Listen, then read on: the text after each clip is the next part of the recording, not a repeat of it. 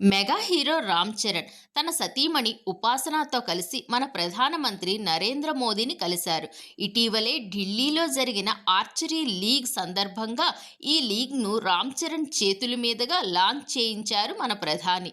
ఈ league success సందర్భంగా దేశ ప్రధానిని మోదీని కలిసినట్లు రామ్ చరణ్ సోషల్ మీడియా వేదికగా తెలిపారు. ప్రధానమంత్రిని కలిసిన ఫోటోలను సోషల్ మీడియాలో పోస్ట్ చేశారు మన రామ్ చరణ్.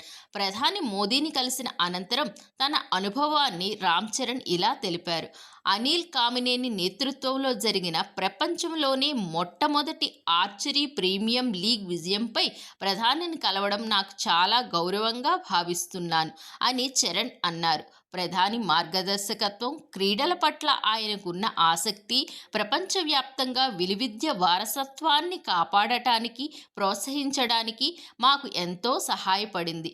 అథ్లెట్లందరికీ నా అభినందనలు. మెరుగైన శారీరక ఆరోగ్యం కోసం అద్భుతమైన క్రీడలతో ఇంకా చాలామంది చేరుతారని, క్రీడల్ని బాగా ఎక్కువగా ఆడతారని ఆశిస్తున్నాను అని రామ్ చరణ్ ఆకాంక్షించారు.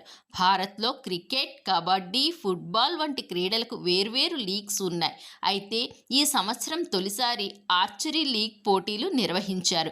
ఇందులో 6 జట్లు పాల్గొన్నాయి. తెలంగాణ, తమిళనాడు, జార్ఖండ్, మహారాష్ట్ర, ఢిల్లీ, రాజస్థాన్ నుంచి టీమ్స్ ఈ లీగ్లో ఎక్కువగా పోటీ పడ్డాయి. వీటితో పాటు మిగతా విద్యల్లో కూడా బాగా ఆరితేరాలని, చక్కగా క్రీడలే అందరూ ఆసక్తి పొందాలని రామ్ చరణ్ సోషల్ మీడియా వేదికగా అన్నారు.